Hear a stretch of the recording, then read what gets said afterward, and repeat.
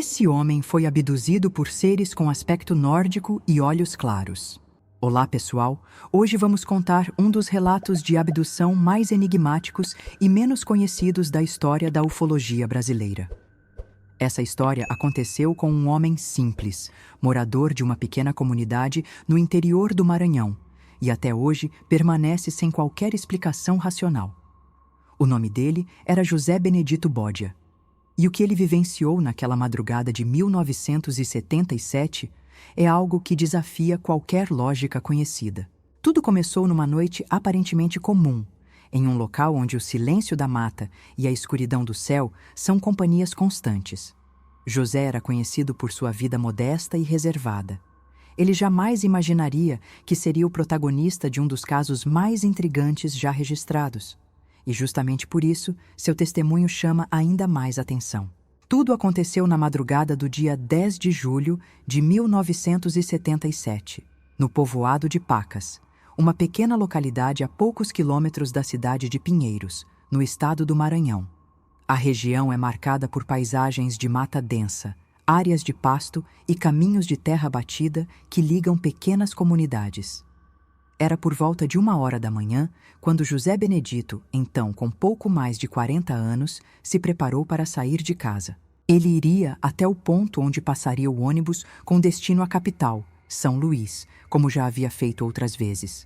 Para isso, atravessaria a pé um longo trecho isolado, confiando apenas em sua lanterna para enxergar o caminho à frente. É importante destacar que José Benedito não era um homem comum em termos de percepção sensorial. Ele havia perdido a audição por completo após uma cirurgia mal sucedida e, como consequência, também apresentava problemas de visão. Usava óculos com lentes grossas e dependia muito de sua lanterna em ambientes escuros. Mesmo assim, seguia sua vida com independência. Naquela noite, vestia calça de tecido leve, camisa de manga comprida e levava consigo uma pequena bolsa. A rua de chão batido estava vazia. O ar fresco e úmido da madrugada pairava sobre o povoado e apenas o som de seus próprios passos lhe fazia companhia. A caminhada de José seguiu sem incidentes por alguns minutos, até que ele notou algo incomum no céu. Uma luz forte e colorida surgiu repentinamente acima da copa das árvores. Não era uma estrela, tampouco algo semelhante a um avião. A cor chamava a atenção. Um tom azul esverdeado, vívido, que se deslocava lentamente, como se estivesse sendo guiado por alguma inteligência. José parou e tentou acompanhar o movimento daquela luz. Mesmo com suas limitações visuais, percebeu nitidamente que o objeto começou a descer, até pairar a uma distância relativamente curta do local onde ele estava. Ele estimou que o objeto estivesse a cerca de 200 metros, e o que mais o impressionou foi o formato. Um V, perfeitamente simétrico, com cerca de 15 metros de uma ponta à outra. Da parte inferior do artefato, um feixe de luz alaranjada se projetava para baixo, iluminando o solo como um holofote. O ar ao redor parecia vibrar levemente, embora não houvesse som algum. José ficou estático, absorvendo a cena com uma mistura de espanto e incredulidade. Seus olhos tentavam entender o que via, enquanto sua lanterna tremia levemente em sua mão. Ele apontou a luz diretamente para o objeto, talvez por impulso, talvez por medo. Foi nesse momento que tudo mudou de forma brusca. Em um piscar de olhos, uma luz intensíssima saiu do objeto e o atingiu diretamente no peito. José descreveu a sensação como se tivesse levado uma descarga elétrica poderosa. Seu corpo foi arremessado contra o chão de maneira violenta. Ele não conseguiu reagir. Tudo escureceu imediatamente, como se tivesse sido engolido por um apagão absoluto. Não se sabe por quanto tempo ele permaneceu inconsciente. Não havia testemunhas. Não havia barulho. Apenas o corpo de um homem caído no meio de uma estrada de terra. No meio do nada, sob um céu estrelado que já não parecia o mesmo. Quando José abriu os olhos novamente, não estava mais no Maranhão. Na verdade, não estava em nenhum lugar que ele pudesse reconhecer. Ao seu redor, uma paisagem completamente diferente tomava forma. Ele descreveu estar em uma espécie de cidade limpa, silenciosa, sem céu visível. Acima de sua cabeça não havia estrelas, nuvens ou qualquer referência natural.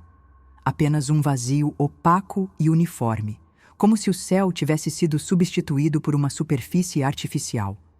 O chão era liso, as calçadas impecáveis, e as construções ao redor lembravam formas geométricas avançadas, compostas por materiais que ele jamais tinha visto. A arquitetura da cidade, onde ele se encontrava, era simétrica, e tudo parecia funcionar com precisão. As ruas eram largas, não havia veículos, e pequenos jardins com vegetação cuidadosamente disposta enfeitavam os arredores. A luz ambiente não parecia vir de um sol, mas de uma iluminação constante e suave que não projetava sombras.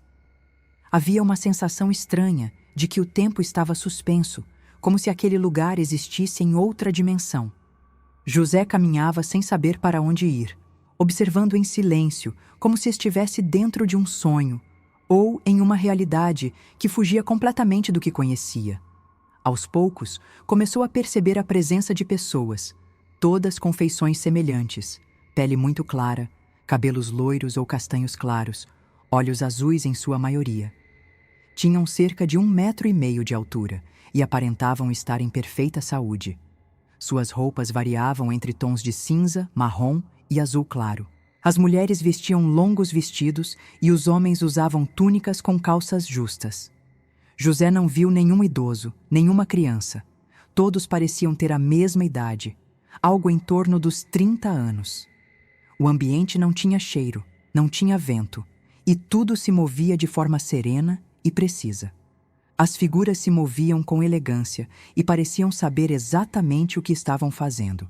José observou que algumas se reuniam em pequenos grupos, enquanto outras caminhavam solitárias. Ninguém demonstrava surpresa com sua presença, tampouco agressividade. Havia uma calma quase perturbadora naquele cenário. Ainda que estivesse surdo, ele percebia uma forma de comunicação entre os habitantes daquela cidade. Eles se olhavam, gesticulavam suavemente e pareciam compreender uns aos outros sem esforço.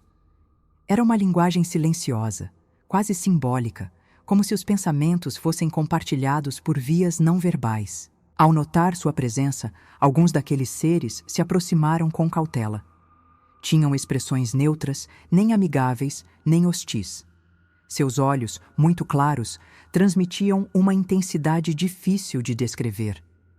José não compreendia seus gestos, mas também não se sentia ameaçado. Era como se estivesse sendo avaliado, analisado, porém com respeito. Ninguém encostava nele. Nenhum som saía de suas bocas. Tudo era quieto, como se o ambiente tivesse abolido o ruído por completo. José tentou falar, mas não obteve resposta.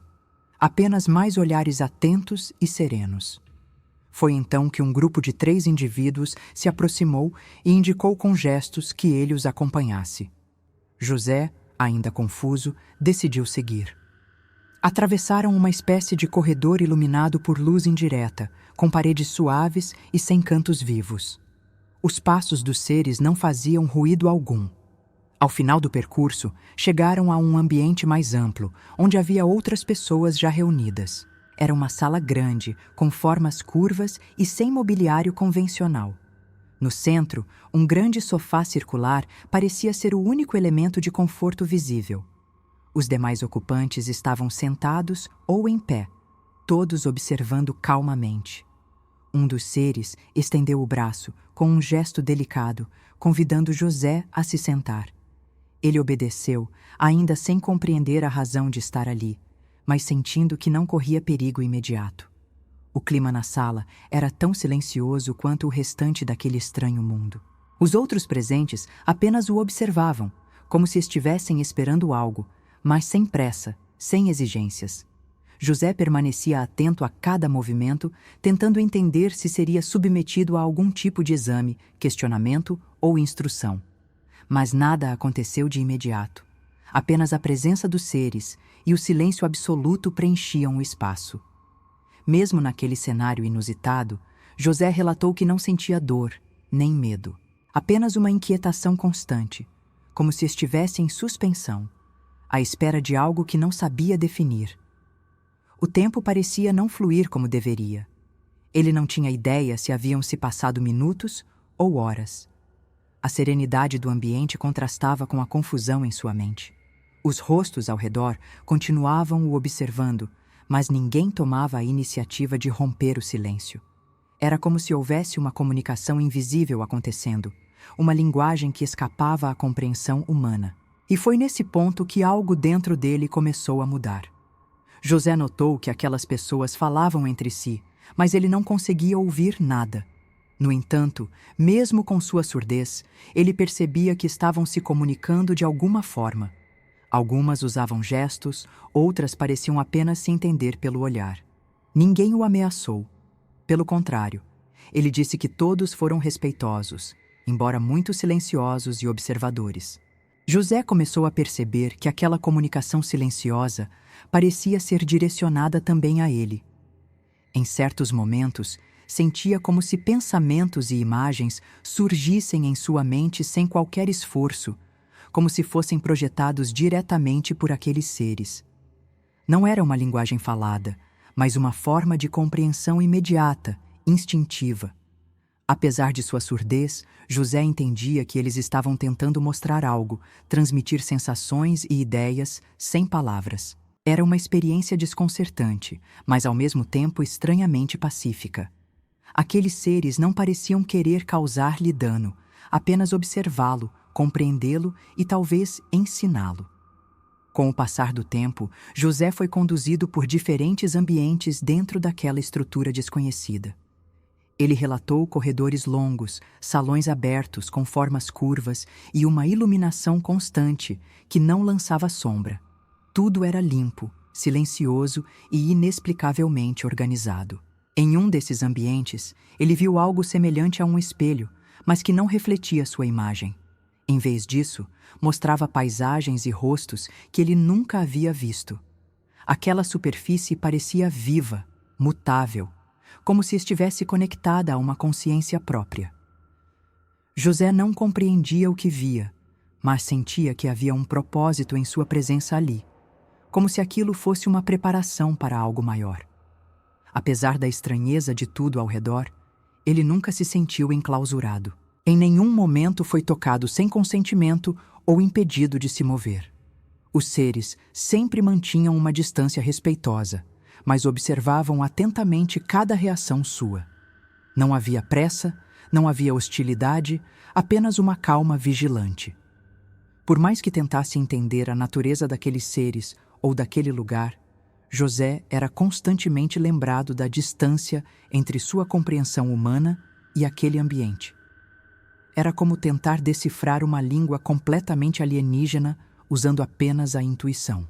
E ainda assim, algo dentro dele dizia que tudo estava sob controle. Depois de um tempo que ele não soube calcular, José foi conduzido novamente ao ambiente onde havia acordado pela primeira vez. O mesmo céu opaco, as mesmas construções silenciosas e o mesmo clima de suspensão. Foi ali que percebeu uma mudança sutil. Os seres começaram a se afastar, um a um, como se estivessem concluindo uma etapa. Ninguém se despediu, ninguém fez qualquer gesto final. Eles apenas recuaram, desapareceram pelos corredores e deixaram José sozinho naquele vasto espaço silencioso. Ele permaneceu imóvel por alguns minutos, tentando entender se aquilo era um adeus, um retorno iminente ou apenas mais uma etapa do desconhecido processo pelo qual estava passando. Sem aviso, uma sensação intensa de vertigem tomou conta de seu corpo. O chão pareceu desaparecer sob seus pés, e tudo ao redor se dissolveu em um clarão branco. Não havia som, dor ou resistência. Apenas luz. E então, tão repentinamente quanto fora levado, José despertou. Estava deitado na estrada de terra, exatamente onde havia sido atingido pela luz. Sua lanterna estava caída ao lado, ainda acesa, e o céu sobre sua cabeça voltara ao normal. Estava escuro, silencioso, e a brisa da madrugada soprava como antes. Mas algo nele havia mudado. Ele sabia que o tempo havia passado. Talvez minutos, talvez horas, mas não havia maneira de saber ao certo. Atordoado, José se levantou com dificuldade e caminhou de volta para casa. Não havia marcas visíveis em seu corpo, apenas uma estranha sensação de cansaço profundo, como se tivesse vivido dias inteiros em poucas horas. Ao chegar, tentou relatar o ocorrido para pessoas próximas, mas sua surdez e suas limitações dificultavam a comunicação. Mesmo assim, o que conseguiu descrever foi suficiente para causar espanto e despertar a atenção de moradores e curiosos.